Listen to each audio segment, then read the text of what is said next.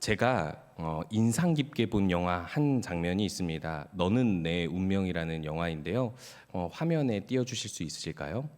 혹시 이 영화 보신 적 있으십니까? 조금 옛날 영화인데 제가 사실은 이 영화가 유명해져서 TV에 광고가 되어 있을 때 사실 영화를 보지는 않았었습니다. 저는 멜로 영화를, 특히 한국의 멜로 영화를 영화관에서 혹은 굳이 이렇게 어떤 다운을 받아서 이제 보지 않기 때문에 잘 보지 않았었는데, 이 당시에는 아마 2000년대 초반이었던 것 같습니다. 어떤 영화를 설명하는 곳에서 이 장면을 설명하는데, 이 남자 배우와 그리고 지금 얼굴이 뒷모습이라서 혹시 뒷모습 보고도 알아보시는 우리 남자 성도님들 계십니까? 그 전도연입니다. 네, 그 전도연이고 황정민인데, 이 두 사람이 이 극중 연기를 할 때 조금 감독이나 작가가 의도하지 않은 연출을 했다고 해요. 이들이 애드리브로 했다고 합니다. 사실 이 장면만 보더라도 어쨌든 이 두 사람이, 한 사람은 교도소에 들어가 있고 한 사람은 밖에 있는데, 아마 헤어지려고 하는 장면처럼, 그리고 남자는 헤어질 수 없다 이렇게 지금 말하고 있는 것처럼 보여지죠. 이 유리벽 하나를 사이에 두고 이 둘은 만날 수 없고 더 이상 관계를 지속할 수 없는 상태이니까 서로 사랑이 뜨거워서 마지막 이별을 고하거나 아니면 여러 가지 이야기를 나누는 장면이겠죠. 그런데요, 이 장면이 연출되지 않은 어떤 한 장면으로 이제 나아가는데요. 그 다음 장면 한번 보여주시기 바랍니다. 이 남자 배우가 저 세트장에 있던 위에 스피커를 저렇게 떼버립니다. 그리고 그 다음 장면이요, 저렇게 이 전도연의 손을 잡아요. 왜 그랬을까요? 당시 이 남자 배우는 그리 유명하지 않았는데 이렇게 이야기를 했습니다. 그 상황에 나였다면 어떻게 해서라도 여인의 손을 잡고 싶었을 것이고, 그래서 나는 이 스피커라도 뜯어서 그렇게 하고 싶었다. 나는 그 상황에서 그렇게 할 수밖에 없었다라고 이야기합니다. 이 사실 연출되지 않았는데도 불구하고, 작가가 이런 이야기를 쓰지 않았음에도 불구하고 연기하는 사람이 이 정도까지 감정이입이 된다라는 건 그 마음이 이미 이제 이 극중 어떤 캐릭터와 일치해졌다라는 것을 이야기해 주고 있겠죠. 이 사실 우리에게 감동적인 이야기는 어떤 형식이나 어떤 정상적인 생각과 사랑, 그보다 넘어서는 것들이 이제 우리들에게 감동을 주는 것 같습니다. 사실 이 영화의 줄거리를 간략하게 소개하면 이런 이야기입니다. 한 시골 청년이 그 시골에 있었던 다방에 새로운 여자 다방 레지를 보게 됩니다. 이 여자는 사실 이전에 사창가에서 일했던 암흑의 세계에서 좀 종사했던 여인이죠. 이 여인이 왔는데 너무 예뻐서 첫눈에 반하고 어떻게 표현할 줄 몰라서 주변을 서성거리다가 어찌저찌해서 둘이 고백을 하고 결혼을 하게 됩니다. 그리고 나서 사건이 벌어지는데요. 이 여인의 옛 애인이 찾아와서 이 여인을 협박하기 시작하자, 남편에게 피해를 주고 싶지 않아서 이 여인은 또다시 집을 나가고, 그리고 자기가 예전에 일했던 또다시 그 몸을 파는 곳으로 나가게 되는 것이죠. 약간 호세아 이야기 같기도 한데, 그런데 그 상황에서 무슨 일이 벌어지냐면, 이전에 검사했던 곳에서 이 여인이 에이즈라는 병에 걸렸다라는 판정을 이 남편이 있는 집으로 이렇게 우편을 보내옵니다. 이 남편을, 여자가 집을 나갔는데 지금 에이즈에 걸렸다라는 소식을 이제 받게 되죠. 그러면 이거를 알려줘야 되잖아요. 근데 그 여자의 행방을 찾을 수 없었고, 결국 이 여자의 행방을 경찰이 찾아서 교도소 잡아서 이제 그 당시에는 이렇게 에이즈에 걸린 사람이 몸을 팔았을 경우 이렇게 교도소에 갔던 것 같아요. 그래서 그리고 나서 이제 황정민에게 연락이 오게 되었고요. 사실상 아까 그 사진을 보면 그 남자가 여기에 이렇게 뭐 반창고 같은 걸 붙이고 있습니다. 그때 상황이 어떤 상황이냐면, 내가 이 에이즈에 걸린 아내를 다시 찾아와서 내가 다시 이제 결혼 생활을 지속하겠다 하면서 교도소로 가려고 해요. 그런데 그 어머니가 이제 농약을 떠다 놓고 너 그렇게 가려면 내가 이거 농약 마실 거야 하고 농약을 떠다 놓고 이야기하는 순간에 남자가 그걸 마셔버려요. 그래서 목소리를 내지 못하는 상황에서 교도소에 간 거예요.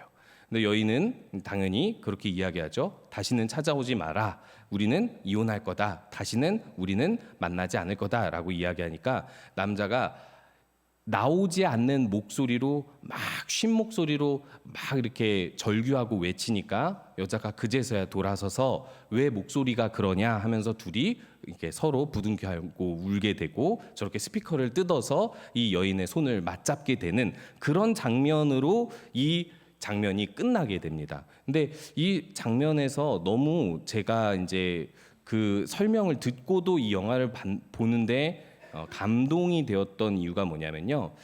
이 상당히 제한이 되고 이 둘의 관계를 막아서는 소재들이 되게 많거든요. 이 스피커도 사실 떼면 안 되는 것이었기도 하지만 이 교도관이 두 사람을 뜯어 말리고 있고 심지어 가장 큰 장애물이 무엇입니까? 여자가 에이즈에 걸렸다는 사실이고 제가 앞에서 이야기하지 않았지만 남자는 사실상 감염되지 않았다라고 이 검사 결과가 나온 상태였어요.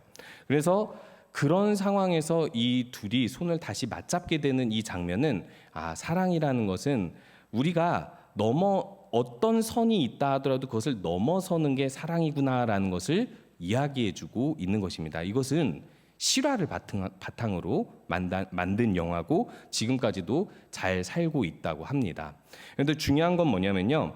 오늘 이 본문에서도 아브라함이 하나님께 나와 기도할 때 감히 주께 아뢰나이다라는 표현을 27절 31절에서 표현하면서 자신이 어찌 보면 하지 못할 기도, 하지 말아야 할 말, 하나님 앞에서 넘지 말아야 할 선을 넘으면서 기도하고 있다는 것입니다. 그리고 더 중요한 건 뭐냐면 이 기도의 대상이 소돔과 고모라라는 거예요. 우리들은 이 장면을 보면서 이렇게 생각할 수 있죠. 소돔과 고모라를 위해서 아브라함이 진짜 그들을 살리고 싶은 마음이었을까? 그냥 롯을 살리고 싶었던 것이 아닐까? 그리고 또 소돔과 고모라는 어차피 멸망할 도시인데 아브라함은 헛된 기도를 하고 있는 것이 아닐까? 우리들은 생각할 수 있습니다. 그런데요, 오늘 본문에서 보여주는 것은요, 그럼에도 불구하고 하나님께서 아브라함이 기도하기를 원하셨고 아브라함은 하나님에게 넘지 말아야 할 선을 넘어서까지 기도하면서 감히 주께 아뢰나이다라는 심정으로 주님 앞에 나왔다라는 것이에요. 그리고 이것이 우리에게 어떤 비전을 심어준다는 것이죠. 오늘 본문은 이렇게 시작합니다. 22절에 보니까요. 그 사람들이 거기서 떠나 소돔으로 향하여 가고 아브라함은 여호와 앞에 그대로 섰다라고 이야기합니다. 이 상황이 앞에 또 문맥이 있습니다. 아브라함이 하나님께서 약속을 주셨잖아요. 그 약속이 뭐냐면 아들을 낳으리라는 약속이었어요. 근데 24년을 기다려도 아들이 생기지 않았는데 하나님께서 이렇게 사람의 모습으로 세 사람이 갑자기 찾아와서 아브라함이 영접을 하게 되고 이들이 아브라함에게 예언을 해주는 것이죠. 내년에 아들을 낳을 것이다 라고 이야기합니다. 그런 놀라운 소식을 받고 나서 이 사람들을 이제 바래다 주러 나오게 되는데요. 이들이 소돔을 향하여 가려고 하고 있다라는 것을 아브라함이 눈치챕니다. 거기서 롯이랑 헤어졌잖아요. 그리고 롯이 있는 방향이라는 것을 알잖아요. 그리고 이 사람들이 보통 사람이 아니라는 것을 아브라함이 알지 않습니까? 그래서 아브라함이 그때 머뭇거리고 있을 때 하나님께서 아브라함에게 이런 말씀을 하십니다. 앞에 9절에서 이야기하고 있는데요. 17절에 여호와께서 이르시되 내가 하려는 것을 아브라함에게 숨기겠느냐. 하나님께서 하시려는 계획이 있는데 그 계획을 아브라함이 숨기지 않겠다라고 말씀하십니다. 그 이유가 있는데요. 소돔과 고모라는 가나안 지역입니다. 아브라함에게 줄 땅, 아브라함을 모든 민족의 복으로 삼았기 때문에 하나님께서는 이 아브라함을 통해서 일하시려고 오늘 자신의 비밀을 알려주겠다라고 이야기합니다. 그게 무엇이냐면요. 소돔과 고모라에 대한 것인데 27절에 보니까 소돔과 고모라에 대한 부르짖음이 크고 그 죄악이 심히 무거우니 27절에 보니까 그들이 정말 그러한지 그렇지 않은지를 내가 보고 알려 하노라라고 이야기하고 있습니다. 지금 아브라함 입장에서는 하나님이 오셔서 자신에게 앞으로 있을 아주 복된 약속을 주셨단 말이에요. 그런데 이 하나님께서 저렇게 죄로 물든 도시에 가서 내가 그 도시의 부르짖음, 그 악함이 얼마나 가득 찼는지 보고 알려 하노라라고 했을 때 아브라함은 무엇을 느꼈을까요? 살기를 느꼈겠죠. 소돔과 고모라가 어떤 도시인지 아브라함은 너무 잘 알고 있었기 때문에, 그리고 또 하나님이 어떤 분인지를 너무나 잘 알고 있었기 때문에 하나님이 거기로 가는 순간 무슨 결과가 펼쳐질지를 아브라함이 잘 알고 있었다라는 것입니다. 그래서 이제부터 하나님께서 이 사람들을 소돔으로 두 사람을 보내고 나서 하나님께서 그 곳에 남아 있을 때 아브라함은 그 하나님 앞으로 가까이 나아가게 됩니다. 여기서 우리에게 중요한 사실을 알려주고 있죠. 비전은요, 우리가 비전을 위해서 기도한다라고 했을 때 그 비전은요 어떻게 발견이 되냐면 하나님께서 우리에게 들려주시는 말씀을 통해서 알게 되는 것입니다. 그것이 무엇입니까? 소돔과 고모라가 그렇게 죄악이 가득 차 버리면 하나님께서 그곳을 영락 없이 심판하실 것이라는 사실이에요. 이것을 알게 되고 그 땅의 롯 가족들을 아브라함이 알고 있을 뿐만 아니라 롯 가족뿐만 아니라 그 소돔과 고모라 백성들을 아브라함이 이전에 메소포타미아의 손에서 구원한 적이 있기 때문에 이 사람들에 대한 아브라함의 마음은 분명히 어떤 마음이 있었을 것입니다. 그런데 그런 아브라함은 이때 하나님 앞에 가까이 나아가 기도할 말이 있다는 것, 이것이 바로 우리가 품어야 할 비전이라는 것입니다. 우리들은요 이 세상이 어떻다라는 걸 너무 잘 알고 있습니다. 우리와 함께 섞여 사는 사람들이 어떤 미래를 경험할 것이라는 것을 알고 있죠. 주님을 알지 못하고 믿지 못하면 그들은 영락없이 심판을 당하게 될 것입니다. 그것이 오늘이라면 그들은 오늘 다 영벌에 처하게 될 것입니다. 그럴 때 우리들은 곁에 계신 하나님 앞에서 무엇을 기도해야 할 것인지를 오늘 말씀에서 알려주고 있는 것이죠. 이렇게 아브라함 곁에 남아있는 하나님처럼 하나님께서는 우리 곁에 영원히 지금도 살아 계셔서 듣고 계십니다. 하나님이 우리의 기도를 듣고 계시는데 우리가 하나님의 심판을 알고도 기도하지 않는다면, 멸망당할 백성들을 위해서 기도하지 않는다면 과연 우리들은 비전을 품고 살아가는 사람들이라고 이야기할 수 있을까요? 그래서 아브라함이 이제 가까이 나아가서 하나님께 이런 말을 하게 됩니다. 25절에 보니까요, 두 번이나 반복해서 하지 말아야 될 말을 합니다. 하나님이 심판하시려고 하니 의인을 악인과 함께 죽이심은 부당하오며 의인과 악인을 같이 하심도 부당하니이다. 여러분, 지금 우리들은 민주주의 사회를 살아가고 있죠. 부당하면 부당하다고 말해도 되는 사회예요. 그죠? 물론 예의 있게 말해야 되겠지만은 부당하면 부당하다고 말할 수 있는 아주 자유로운 사회를 살아가고 있습니다. 그런데요, 이전에는 그런 사회가 아니었죠. 더더군다나 왕정시대 때는, 그보다 더 옛날 고대의 제국의 시대에는 왕에게 일반 백성이 함부로 왕의 재판에 대해서 부당하다라고 이야기할 수 없었습니다. 신은 인간보다 훨씬 더 큰 권위를 가지고 있는 재판장이기 때문에 아브라함이 하나님을 확실하게 알고 있다면 하나님에게, 하나님의 판결에, 하나님의 심판에 이런 이의를 제기하는 것은 오히려 부당한 것입니다. 근데 지금 아브라함은요, 부당하다라고 이야기하는데 그 근거가 뭡니까? 거기에 의인이 50명 있다면입니다. 이것의 이유가 무엇이겠습니까? 진짜 아브라함은 법에 관심이 많고 공의에 관심이 많아서 이렇게 50명이 있는데 죽이시면 부당하다라고 이야기하는 것입니까? 물론 이런 어떤 일반적인 공의, 아브라함이 알고 있는 공의를 빌어서 이야기하지만 지금 아브라함은요, 이 소돔과 고모라라는 도시를 살리고 싶은 마음이 먼저 있는 거예요. 그래서 이 50명을 근거로 하나님께 이곳을 멸하지 말아달라고 기도해야 되기 때문에 사실상 지금 아브라함은요, 부당하다라는 하나님께 해서는 안 될 말을 하면서 나아가고 있는 것입니다. 여러분 생각해 보시기 바랍니다. 구약 성경에서 하나님 앞에 사람이 서면 일반적으로 어떻게 된다고 믿고 있었죠? 죽습니다. 하나님을 보면 난 죽고 하나님께 함부로 반항을 했다가 역시 죽고 죄를 지어도 죽고 하나님 앞에 죽을 수도 있는 말을 지금 아브라함은 하고 있다라는 것이죠. 단 50명의 의인이 있다면 그 50명의 의인을 살리기 위해서 이런 심판이 진행되면 안 된다라는 이 어떻게 보면 가장 공의롭고 옳은 진리를 통해서 이 부당함을 호소하고 있는 것이죠. 전 궁금했습니다. 롯은 왜 50명이라고 이야기했을까? 나중에 가면 이제 10명으로 타협을 하잖아요. 하나님과. 근데 왜 처음부터 50명이라고 이야기했을까? 진짜 거기에 50명이 있을 것이라고 추측했던 것일까? 아니면 하나님께 50명 정도로 이야기하면 하나님이 분노하지 않을 거라고 생각했던 것일까? 사실 알 수 없습니다. 딱 한 가지를 알 수 있는 건데요.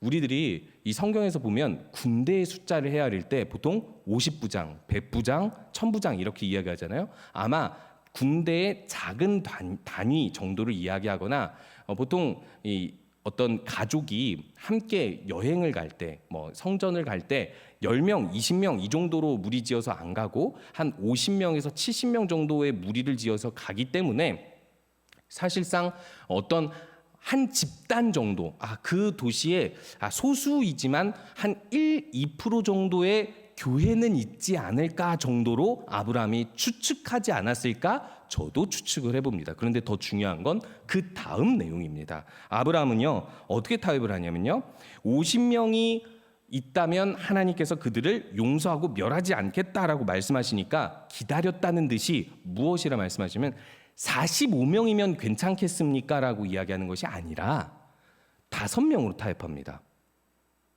저희 50만 원이요? 그럼 45만 원으로 해주세요. 이런 게 아니라 50만 원이요? 5만 원 좀 깎아주시면 좋겠는데 뭐가 더 효과적이어 보입니까? 45를 말하는 것보다 5라는 더 작은 단위, 아주 조금 5, 이 50명인데 5명 부족하면 그러면 심판하실 거예요? 라고 지금 이 아브라함이 이 되게 하나님에게 있어서 너무나도 거슬릴 수 있는 말을 하고 있는 것이 처음부터 45명이라고 얘기하면 될 걸 이 5명으로 또다시 타협을 하고 있는 것이죠. 이제 하나님께 이렇게 이야기하면서 이 아브라함이 너무나도 큰 두려움을 느꼈는지 이렇게 표현을 합니다. 27절에 보니까요. 나는 티끌이나 재와 같사오나 감히 주께 아뢰나이다 라고 이야기합니다. 그러니까 나는 하나님 앞에서 죄인이고 너무나도 작은 존재라서 내가 하나님 앞에 처음 말한 것을 수정할 수 없고 또 더 요구할 수 없는 존재이지만 한마디만 더 해볼게요라는 뜻이에요. 감히 이 한마디만 더 하는 걸 허락해달라는 뜻입니다. 이 사실상 아브라함이 이렇게 말해놓고서는 이 하나님께서 45명에 대해서 그래 내가 45명이어도 용서해 줄게 라고 이야기하니까 또 5명을 깎아서 40명, 그 다음 또 10명을 깎아서 30명, 20명 그리고 10명까지 깎아냅니다. 몇 번 한 것일까요? 성경 퀴즈 대회는 아니지만 5번 깎았습니다. 여러분 한번 잘 생각해 보시기 바랍니다. 여러분들이 여러분들의 상사가 있다고 한다면, 직장 상사가 있다고 한다면 그 직장 상사에게 계획안을 짜서 저 계획으로 한 100 이 정도 한 예산을 짠다고 했을 때 한 100만 원만 주십시오 이렇게 해놓고서는 그 다음 또 가서 90만 원, 그 다음 85만 원이요, 그 다음 70만 원이요, 그 다음 60만 원이요. 깎으면 안 되죠. 110만 원이요, 120만 원이요, 130만 원이요, 140만 원이요. 5번을 수정하면서 직장 상사에게 갈 수 있는 담력이 있는 사람이 있습니까? 거의 이 사람은 사실상 정신이 좀 온전하지 않은 사람이거나 개념이 없는 사람이라고 이야기할 수 있겠죠. 한두 번 정도야 용서할 수 있고 한두 번 정도야 그냥 뭐 실수라고 생각할 수 있는데 3번 이상은 아니지 않겠습니까? 그런데요, 민주적인 사회에서도 우리들은 이렇게 생각하고 있는데 이 고대 제국에서 권위가 중요했던 계급 사회가 당연했던 사회에서 아브라함이 이렇게 기도한다는 것은 한마디로 이야기하면 목숨을 걸고 5번을 기도를 한 겁니다. 하나님께서 그냥 네가 죽어라 라고 할 때까지 아브라함은 계속해서 하나님께 나와 이 요구를 하고 있다라는 것입니다. 그런데요, 아브라함은 왜 10명보다 더 적은 숫자를 이야기하지 않았을까요? 아마도 아브라함은 그 이상은 더 이상 공의로운 처사가 아니라는 것을 알고 있었기 때문에 10명이라는 단위가 한 가족이 종들을 품고 살아가는 한 집안 정도로 이야기했기 때문에 적어도 롯의 집안에 있는 사위가 됐던 종들이 됐던 그 누구라도 10명은 하나님 나라를 이루고 살았겠지라는 기대감이 있어서 여기서 멈췄는지도 모릅니다. 그런데요, 중요한 것은요, 여기서 보여주는 사실은 아브라함은요, 과감하게 자신의 목숨을 걸고서라도 하나님 앞에 나와서 자신이 어떻게든 소돔과 고모라를 살려야 되겠다라는 마음으로 50명에서부터 10명까지 깎아 내려가면서 거듭 목숨을 걸고 구하면서 기도했다라는 것입니다. 제 생각에는요, 아브라함이 처음부터 10명을 생각했을 것이라 생각해 봅니다. 아브라함이 생각이 계속 바뀐 게 아니라 사실상 하나님한테 계획적으로 이렇게 다가갔을 수 있다라는 것이죠. 그것을 하나님은 모르셨을까요? 그렇다면 하나님께서는 왜 아브라함의 이런 무모한 기도를 허락하셨을까요? 그것은요, 하나님이 의도하셨기 때문입니다. 사실상 이 기도의 주체자가 아브라함 같아 보입니다. 하나님이 끌려다니는 것 같아 보입니다. 그래 네 말이 맞네. 그래 네 말이 맞네. 그래 네 말이 맞아 하면서 계속 숫자가 줄어가는데도 그래도 용서해 줄게. 그래도 용서해 줄게. 너무나도 너그러우니까 우리들은 하나님은 원래 자비하시지 오래 참으신 분이시지 그러니까 용서해 주는 것이겠지라고 우리들은 생각하지만 이 사실 하나님도 이렇게 지금 아브라함이 열정적으로 자기의 목숨을 걸고 기도하는 것을 기대하셨고 그것을 바라셨다라는 것을 여기서 내비치고 있다라는 것이거든요. 그래서 결국 하나님께서는 이 아브라함의 기도를 응답하고 들어주십니다. 안타깝게도 그 10명이 소돔과 고모라에는 없었기 때문에 멸망했지만 말이죠. 그래서 우리들은 여기서 한 가지 더 질문을 할 수 있습니다. 결국 아브라함은 소돔과 고모라를 살리지 못했습니다. 롯과 두 딸은 구했잖아요. 네, 그건 하나님이 구원하신 거죠. 아브라함이 구한 게 아닙니다. 아브라함은요, 사실상 소돔과 고모라를 구하기 위한 기도를 했지만 구할 수 있지는 않았고 또 구하지도 못했습니다.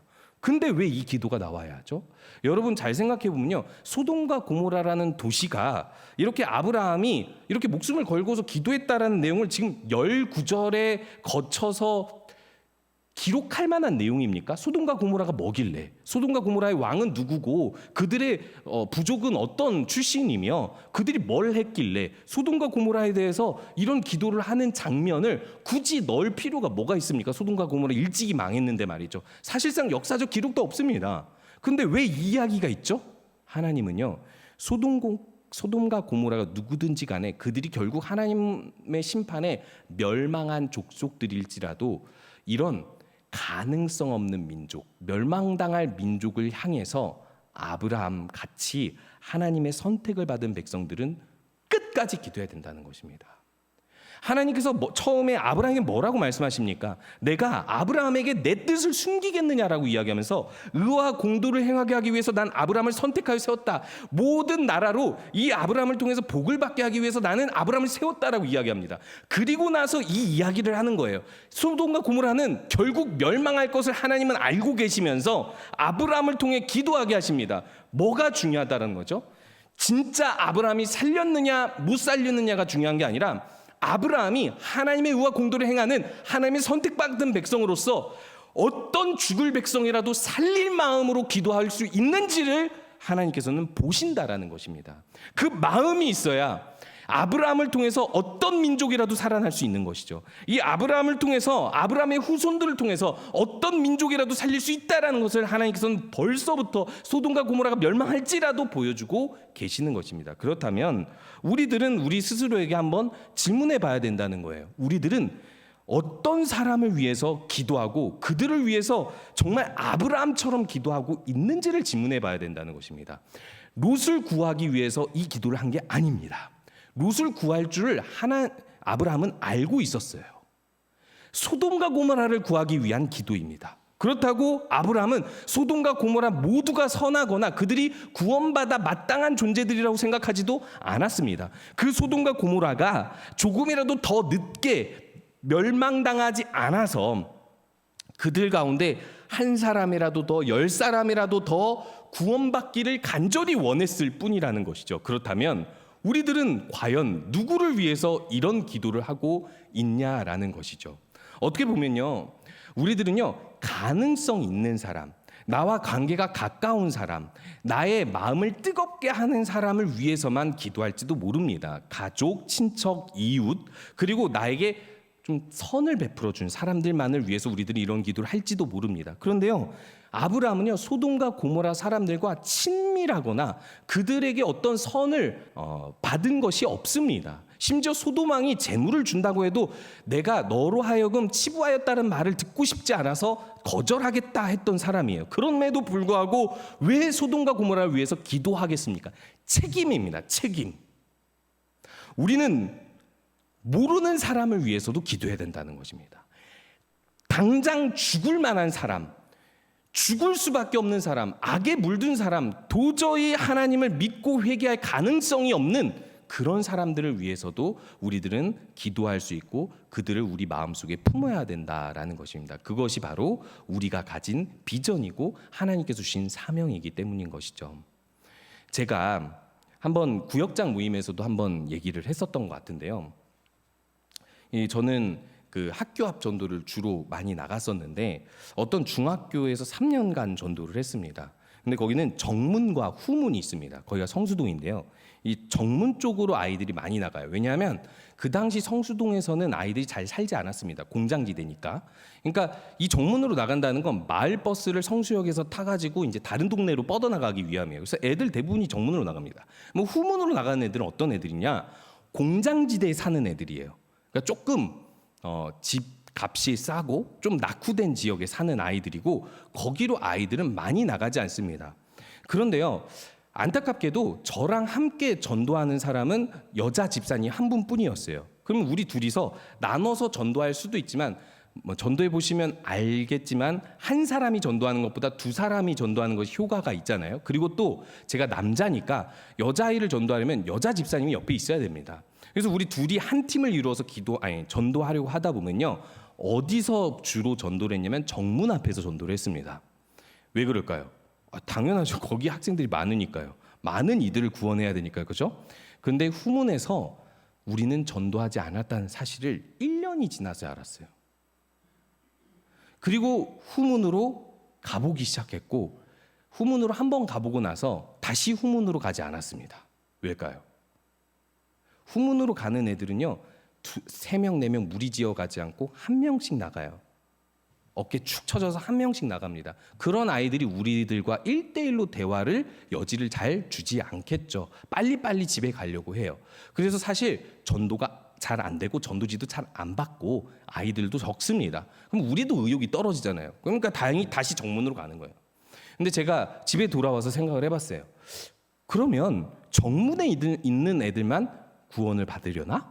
물론 제가 그렇다고 해서 많은 사람들을 구원한 것도 아니지만 그러면 내가 정문에만 가면 안 되겠다라고 생각을 해서 제가 기억하기로는 한 달에 한 번 정도만 후문으로 갔던 기억이 있습니다. 제가 무슨 생각을 했냐면요, 우리들의 사고 패턴이 그렇다라는 거예요. 조금 더 가능성 있는 사람들을 먼저 전도하고 양육하고 그들을 위해서 기도하게 되고, 그것이 나쁘다는 것이 아니라 그러면서 우리들은요, 제가 종종 말했던 믿음의 사각지대가 발생하게 된다는 거예요.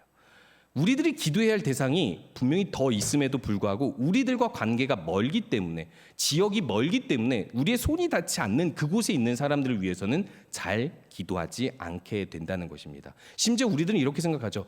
그 사람에 대해서 잘 모르는데, 구체적으로도 모르고 내가 그 사람에 대해서 어떤 열정도 마음도 사랑도 없는데 기도해서 뭐해? 아브라함은 얼마나 소돔과 고모라를 알았을까요? 그들의 이름을 놓고 기도했을까요? 전혀 아니죠. 소돔과 고모라에 대해서 아브라함도 그렇게 구체적으로 많은 사람들을 알지 못했을 것입니다. 그럼에도 불구하고 소돔과 고모라를 위해 기도하는 거예요. 그렇다면 우리가 왜 자꾸 이제 전도하자라고 하면 전도할 사람이 이제는 너무 없어요. 제가 이제 전도를 10년 동안 20년 동안 하다 보니까 이미 전도할 사람 다 했어요라고 이야기하지만 그 이유가 여기에 있지는 않을까요? 그러니까 제가 전도하라고 드리는 말씀은 아닙니다. 우리가 우리 관계와 가깝고 가능성이 높은 사람만 기도하는 것이 아니라 언제든지 하나님의 그 은혜와 그 구원의 손길이 뻗어가야 할 사람이 있다면, 그 지역이 있다면 그곳을 위해서 우리들은 끊임없이 기도해야 된다라는 거예요. 이것이 바로 우리에게 주신 하나님의 사명이며 책임이라는 것입니다. 그런데 그 기도에 대한 열정에 대해서 오늘은 이렇게 이야기합니다. 감히 주께 아뢰나이다라는 그 심정, 내가 하나님께 이걸 지금 우리가 기도할 수 없는 것은 없겠지만 기도할 수 없는 것임에도 불구하고 기도할 수밖에 없는 그런 심정으로 기도하라는 것입니다. 이 사실상 아브라함의 심정이 이런 심정이었습니다. 내가 여기서 더 구했다가는 죽을 수 있지만 그래도 구합니다. 하나님, 이들을 살리기 위해서 내가 구합니다. 주님께서 응답하여 주시옵소서. 이것이 바로 우리에게 하나님께서 맡겨주신 또 바라는 기도임을 믿고 우리가 함께 기도하며 나아가기를 소원합니다.